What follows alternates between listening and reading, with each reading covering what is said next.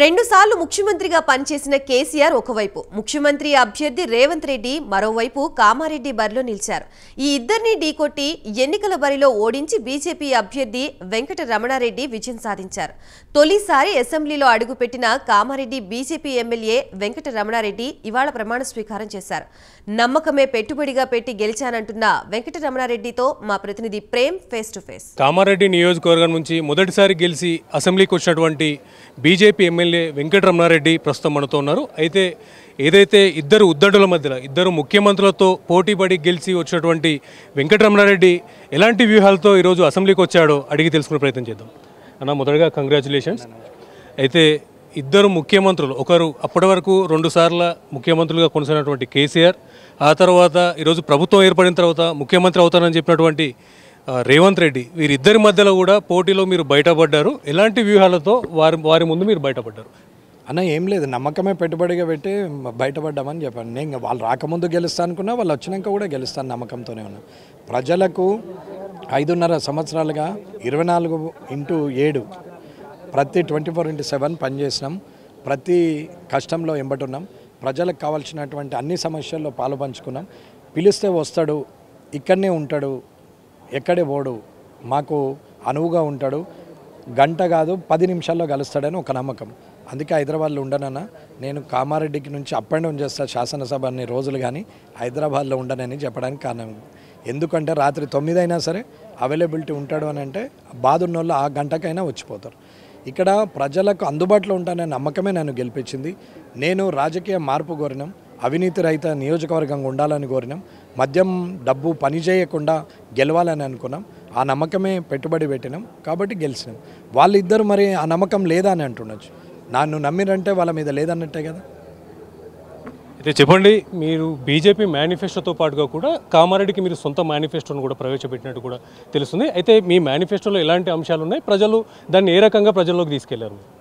అన్న, ఏమీ లేదన్న, ఉచిత విద్య, ఉచిత వైద్యం అన్నాము, రైతు సేవా కేంద్రము, అంటే రాజు లాంటి రైతు ఉండాలనుకుంటున్నాం. రైతే రాజు కాదు, రాజు లాంటి రైతు ఉండాలని అనుకుంటున్నాం. ఇక్కడ ఉన్న అందరి మూలాలు రైతే. మా తాతలో మీ తాతలో రైతుగానే ఉంటారు. ఎవరం పైనుంచి వచ్చిన వాళ్ళం కాదు. వాళ్ళు నష్టపోవద్దు అనేది నా ఆలోచన. రైతు రోడ్డు మీద పంట పోసి బిచ్చగాడిలాగా రోడ్డు మీద నిలబడాల్సిన అవసరం లేదు. రైతు కళాలు ఏర్పాటు చేయాలనుకో. దీనికి నేను మా నాయనది మా తాతది ఆస్తులు అమ్మితే మొత్తము ఇంచుమించుగా వస్తాయి. అవన్నీ పెట్టి నేను అవన్నీ గట్టిస్తాను అనుకున్నాం. నాకు సరిపోతుంది, 1 కోటి రూపాయలు ఉంటే సరిపోతుంది. ఇప్పుడు వచ్చి ఎమ్మెల్యే జీతం చాలు నాకు. అవి కూడా కార్యకర్తలకే ఖర్చు పెడతాను, నాకేం అవసరం లేదు. ఇంట్లో 15,000 ఉంటే నేను బతకగలుగుతాను, నాకేం ఇబ్బంది లేదు. కానీ హంగామా కోసం 10 బండ్లు పెట్టి 10 మంది నౌకర్లను పెట్టి రోజు ఖర్చులు పెడితే 1 కోటి రూపాయలు కూడా సరిపోవు. అడ్జస్ట్మెంట్ ఎంత ఉంటే అంతకే నడుస్తుంది. ఇవాళ అక్కడ వ్యక్తిగా రాజకీయ మార్పు కోరినాం. రాజకీయాల్లో కూడా డబ్బు మద్యం లేకుండా గెలవచ్చని నిరూపణ చేయాలనుకున్నాం. 5.5 సంవత్సరాలుగా ప్రజల మధ్యన ఉన్నాం కాబట్టి వాళ్ళు నమ్మిరు, గెలిపించారు. ఇవాళ మేనిఫెస్టో కూడా చేస్తాం. దీన్ని రోల్ మోడల్గా తీసుకోవాలా దేశం అనేది నా ఆలోచన. సరిపోతుంది అది ఒక్కటి రోల్ మోడల్. అంటే ప్రైవేట్ సెక్టార్ నుంచి గవర్నమెంట్ సెక్టార్లోనే విద్య వైద్యం ఉండాలి, రైతుది ఉండాలి. ప్రైవేట్ సెక్టార్లోనే ఉండకూడదు. అది గవర్నమెంట్ సెక్టార్లో కార్పొరేట్ లెవెల్లో ఉండాలనేది నా ఆలోచన. అయితే ఎవరు గెలిచినా కూడా ఖచ్చితంగా కామారెడ్డిలో గెలిచే ఇద్దరు అభ్యర్థుల్లో ఒకరు ముఖ్యమంత్రి అయ్యే అవకాశం ఉన్నప్పటికీ కూడా ఖచ్చితంగా అక్కడ ఉన్నటువంటి కామారెడ్డి ప్రజలు మీకే ఈ అవకాశాన్ని కల్పించి మిమ్మల్ని ఈరోజు అసెంబ్లీకి పంపించారు. అలాంటి ప్రజలకు మీరు ఇంకా ఎలాంటి సేవలు అందించబోతున్నారు? అంటే మీ మీద ఎక్కువ బాధ్యత ఉన్నట్టుగా కూడా చెప్పుకోవచ్చు. రాజ్యాంగం ప్రకారంగా రావాల్సిన నిధులు ఎట్లాగో ఆ కాన్స్టిట్యున్సీకి వస్తాయండి. అది ప్రాపర్గా వినియోగించుకున్నాను. మీకు 10,000 జీతం అందులో ఎలా బతకాలనేది మీ ప్లానింగ్ ఉండాలి. నాకు 20,000 జీతం నేను ఎలా బతకాలనేది నాకు ప్లానింగ్ ఉండాలి. అలాగే రాజ్యాంగం ప్రకారం కామారెడ్డి నియోజకవర్గానికి వచ్చే నిధులెన్నో, అందులో ఏది ప్రియారిటీ లిస్ట్లో ఎక్కడ పనిచేయాలి, ఏది పనిచేయాలి, ఎలా ఎంతమందికి ఉపయోగపడుతుంది అనేది చూసుకొని పనిచేసేంత తెలివి నాకు ఉందనే నేను అనుకుంటున్నాను. ఇకపోతే ఎక్స్ట్రా అమౌంట్ కోసం ముఖ్యమంత్రి గారి దగ్గరికి వస్తే నేను 2వసారి పోయి మళ్ళీ ఓడిపోయిన జాగాలనే పోటీ చేసి నేను గెలవాలి అని ముఖ్యమంత్రి గారు అనుకుంటే ఎన్ని అంటే అన్ని అభివృద్ధి పనులకు ఇస్తారు. ముఖ్యమంత్రి గారు ఇస్తే నేను ముఖ్యమంత్రి గారు ఇచ్చారని చెప్తాను. అట్లా నేనే తెచ్చినానైతే చెప్పే వ్యక్తిని కాదు. ఎమ్మెల్యే కాన్స్టిట్యున్సీ డెవలప్మెంట్ ఫండ్ ఏదైతే ఉంటుందో ఆ కాన్స్టిట్యున్సీ డెవలప్మెంట్ ఫండ్ మాత్రం నాది అని చెప్తాము. నాది మీన్స్ ప్రజలది అని చెప్తాము. ఆయన ఇస్తే అది ఎక్స్ట్రా అలొకేషన్ అని చెప్తాం. ఇది క్లియర్, దీంట్లో డౌట్ లేదు. ఇకపోతే ఆయన ఒకవేళ తక్కువ చిన్న చూపు చూసినా నేను స్పెషల్ పైరవులు చేయాల్సిన అవసరం లేదు. ఇకపోతే విద్యా వైద్యము అవన్నీ నా సొంత ఆస్తితోని కాబట్టి ఉంటుంది. నేను ఏ మాట అయితే ఇచ్చినో ఆ మాట 100% నిలబడుతుంది కాబట్టి నాకెందుకు భయం, నేను మాట తప్పే భయమే లేదు. నేనేం వాళ్ళకు ఫ్లైఓవర్లు కడతా, మీకు ఇది చేస్తా అది చేస్తా, మీకు రేపు అది చేస్తాం అనలేదు. ప్రధానమంత్రి ఆవాస్ యోజన కింద ఇల్లు లేని వారికి ఇల్లు కట్టిస్తాను. అది ప్రధానమంత్రి కాళ్ళు పట్టుకొని ఆ ఇండ్లు కట్టిస్తాను. ఇకపోతే నా సొంత ఆస్తి తీసుకుపోయి నా భార్య పిల్లని ఒప్పించినా కాబట్టి అది అమ్మి కడతాం. ఇక నేను మాట తప్పే అవకాశం ఎక్కడుందండి? అయితే బీజేపీ డెసిషన్స్ అల్టిమేట్గా ఉంటాయని తెలుసు. దీనికి ముఖ్యంగా చెప్పాలంటే ప్రస్తుతం రాజస్థాన్లో మొట్టమొదటిసారి గెలిచినటువంటి ఎమ్మెల్యే అభ్యర్థిని కూడా ఈరోజు ముఖ్యమంత్రిగా కూడా చేసినటువంటి పరిస్థితులు ఉన్నాయి. ఇదే నేపథ్యంలో ఇద్దరు ముఖ్యమంత్రుల పైన గెలిచినటువంటి మీకు ఎల్పీలో ఫ్లోర్ లీడర్గా అవకాశం వచ్చే అవకాశం ఉందంటారా? అక్కడి వాతావరణం, అక్కడ రాజకీయ పరిస్థితులను బట్టి అక్కడ ఆ నిర్ణయం తీసుకోవచ్చు. ఇక్కడ వాతావరణం, ఇక్కడ రాజకీయ పరిస్థితులను బట్టి ఇక్కడ నిర్ణయం తీసుకుంటారు. కానీ పోయి చక్కగా ఎక్కడ ఏ పంట పండాలని అటు పెట్టాలా. ఈడ చెరుకు పండుతుందని తీసుకెళ్ళి హిమాచల్ ప్రదేశ్లో పెడితే పండదు కదా. అక్కడున్న సేపుని తెచ్చి ఇక్కడ పెడతా అంటే ఇక్కడ పండదు కదా.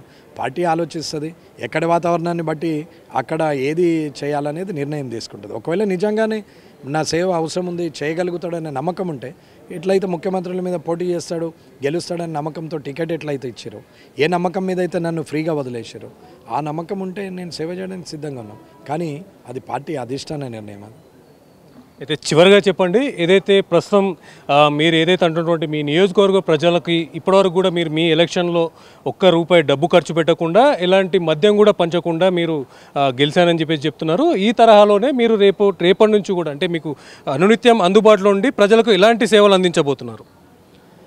ప్రజలు ఏమడుగుతారన్నా, అసలు ఏమడుగుతారు? 10 తులాల బంగారం అడుగుతుంది అక్క చెల్లె, లేకపోతే అన్నదమ్ములు ఒక 10 కోట్లు ఇవ్వమని అడుగుతారా? ఏమడుగుతారో రేషన్ కార్డు, పెన్షన్ కార్డు, ఇంత హౌసింగ్, పట్టా పాస్బుక్, చిన్న చిన్న సమస్యలు వాళ్ళవి. పాపం అది కూడా చేయలేని చేతగాని దద్దమ్మ లీడర్లు ఉండేందుకు ఏమడుగుతారు? అది ఇయర్లీ వన్స్ చేయాల్సినటువంటి రెన్యువల్స్ అవి. వీటిని 5 ఏళ్ళకోసారి 10 ఏళ్ళకోసారి మేము పెన్షన్లు ఇస్తాం, రేషన్లు ఇస్తాం అనుకుంటే తిరగడం ఎందుకండి? Yearly once compulsory. Yearly once Dasara వస్తుంది, ఇయర్లీ వన్స్ క్రిస్మస్ వస్తుంది, ఇయర్లీ వన్స్ బక్రీద్ వస్తుంది. అట్లాగే ఇయర్లీ వన్స్ హౌసింగ్ రావాలి, పెన్షన్ రావాలి, రేషన్ రెన్యువల్ కావాలి కదా. ఈ మాత్రం చిన్న లాజిక్ను మర్చిపోయి రాజకీయ వ్యాపారం చేయాలనుకున్నటువంటి వాళ్ళకు మళ్ళీ ప్రభుత్వాలు వెళ్ళిపోతాయి. ఉండే అది పర్మనెంట్గా ఉండదు. ఇప్పుడు 59 ఏళ్ళ ఒక అవ్వున్నది, ఒక అయ్యి ఉన్నాడు, 60 ఏళ్ళకి వచ్చిండు. రైట్, అది రాజ్యాంగం ఇచ్చిన హక్కు పెన్షన్ తీసుకోవాలనేది. ఆ పెన్షన్ తీసుకోవాలన్నా వద్దా? నువ్వు 5 ఏళ్ళ దాకా ఆపడానికి నువ్వే విడివి. ముఖ్యమంత్రి అయితే ఏమున్నది, ఎమ్మెల్యే అయితే మీద ఎవరివి? ఒకవేళ మధ్యలో చనిపోతారు, హక్కు నుంచి నీవు పొందనట్టే కదా. మరి ఆ లాస్ని ఎవరు భరిస్తారు? ఈ చిన్న ఆలోచన కూడా చేయకపోతే ఎట్లా? ఇవాళ చేయాల్సింది ఇవాళ చేయాలి, రేపు చేయాల్సింది రేపే చేయాలి, ఎల్లుండి చేయాల్సింది ఎల్లుండే చేయాలి. కానీ దీన్ని అన్నీ జమ చేసి ఒక్కసారి చేస్తా అంటే 3 టిఫిన్ బాక్సులు ఒక్కరోజు తినలేవు. ఏ పూటదో ఆ పూటకే తినాలి, ఏ పూటదో ఆ పూటకే భోజనం పెట్టాలి, ఏ పూటలో చేయాల్సిన పని ఆ పూటలోనే చేయాలి. కానీ 5 ఏళ్ళకోసారి 10 ఏళ్ళకోసారి అప్పుడెప్పుడు దువ్వెన్లు అమ్ముతాం, బొట్టు బిళ్ళలు అమ్ముతాం, సౌరాలు అమ్ముతాం అని చెప్పి తిరిగేవాళ్ళు 30-40 ఏళ్ళ కింద. నేను 15 ఏళ్ళు ఉన్నప్పుడు. ఇప్పుడు బంద్ అయింది. వాళ్ళు పొట్ట చేత పట్టుకొని అద్దురు. ఆకలి కోసం వ్యాపారం వాళ్ళది. అయితే బీఆర్ఎస్ పార్టీలో ఇప్పటి లీడర్లు పెన్షన్ ఇస్తాం, రేషన్లు ఇస్తాం, హౌసింగ్లు ఇస్తామని తిరుగుతున్నారు. వీళ్ళు జేబులు నింపుకోవడానికి. ఇది వ్యాపారం కదా, అది చెయ్యొద్దు అంటున్నాను. ఎవ్రీ ఇయర్ రెన్యువల్ చేయాలి. రేవంత్ రెడ్డి గారికి మీ టీవీ ద్వారా చెప్తున్నాను, అన్న ముఖ్యమంత్రి గారు ఎవ్రీ ఇయర్ రెన్యువల్ పెట్టండి, మీకు వచ్చినంత మంచి పేరు ఎవ్వరికి రాదు. మీరు ఇది ఆపితే మాత్రం నేనే గొడవ చేస్తాను అని చెప్తున్నా ఆయనకు. ఇది చెయ్యాలా, ఎవ్రీ ఇయర్ చెయ్యాలా. గత బీఆర్ఎస్ పార్టీ ఇచ్చినటువంటి ఎన్నికల మేనిఫెస్టోను కూడా పూర్తి స్థాయిలో కూడా ఎక్కడ పూర్తి చేసిన పరిస్థితుల్లో, దాంతోపాటుగా ఇప్పుడు ప్రస్తుతం కొత్తగా ప్రభుత్వం ఏర్పాటు చేసినటువంటి కాంగ్రెస్ పార్టీ కూడా మేనిఫెస్టోని విడుదల చేసింది. అయితే ఇది ఖచ్చితంగా కూడా ఇప్పటికే బీజేపీకి చెందినటువంటి పలువురు ముఖ్యమైన నేతలు కూడా ఖచ్చితంగా ఇవి ప్రజలకు అందించే పరిస్థితుల్లో లేని పక్షంలో ఖచ్చితంగా పోరాడతామని కూడా చెప్తున్నారు. దీనిపైన కూడా మీరు మీ నియోజకవర్గానికి సంబంధించి కాంగ్రెస్ ఇచ్చినటువంటి మేనిఫెస్టోకి ఖచ్చితంగా మీ ప్రజలకు అందించడానికి ఎలాంటి ప్రయత్నాలు చేయబోతున్నారు? అన్న వ్యక్తిగతంగా ప్రజా వ్యతిరేక విధానాలు వచ్చినప్పుడు నేను ప్రతిపక్ష పాత్ర పోషిస్తా, అది సొంత పార్టీ అయినా సరే. కానీ ప్రజలకు ఉపయోగపడే పనులు నడుస్తున్నప్పుడు బురద జల్లే ఆలోచన నాకు లేదు. ఇకపోతే పార్టీ పరంగా పార్టీ ఒక నిర్ణయం తీసుకున్నప్పుడు ఆ నిర్ణయం పట్ల మనం గౌరవించి కొట్లాడతాం. కానీ ఎవరికి వాళ్ళం మాట్లాడినప్పుడు ఇది నా అభిప్రాయం, అది వాళ్ళ అభిప్రాయం, ఎవరి అభిప్రాయం వాళ్ళది, అది సొంత అభిప్రాయం. పార్టీ అభిప్రాయం మేరకు పార్టీ ఏది నిర్ణయిస్తే అది తీసుకుంటాం. కానీ ఎవరైనా సరే ఒక్కసారి గెలిస్తే అయిపోయా, తర్వాత 5 ఏళ్ల తర్వాత చూస్తామన్నాడో 5 ఏళ్ళకే పరిమితం. కానీ నేను గెలిచి చిరస్థాయిగా నిలబడిపోతా, 10 మందికి ఉపయోగపడతా అని అనుకున్నాడు 10 సార్లు గెలుస్తాడు. కాబట్టి శాశ్వత గెలుపు కోసం, శాశ్వత విజయం కోసం మేనిఫెస్టో పెడితే పర్వాలేదు. కానీ నిలకడలేని మేనిఫెస్టోని పెట్టి 5 సంవత్సరాల అధికారం కోసం కొట్లాడితే 5 సంవత్సరాలకే పరిమితం అవుతారు. ఇది వాళ్ళు నిర్ణయించుకోవాల్సింది. ఎవరేం చెప్తారు? ఇప్పుడు నేను 150 కోట్లతో పెడతాను, పెట్టకపోతే నెక్స్ట్ టైం నన్ను కుక్కను కొట్టినట్టు కొడతారు జనం. ఓటు 66,000 ఇప్పుడు పడ్డాయి, అప్పుడు 10,000 కూడా పడవు. నేను అదిగిన పూర్తి చేస్తే నాకు 1,24,000 మంది నన్ను అర్థం చేసుకొని ఓటర్లు ఉన్నారా ఇప్పుడు కేసీఆర్ గారికి, రేవంత్ రెడ్డి గారికి వేసిన వాళ్ళు కూడా నాకు వేస్తారు. ఇది నేను ఆలోచించుకోవాలి, అది వాళ్ళు ఆలోచించుకోవాలి. Thank you.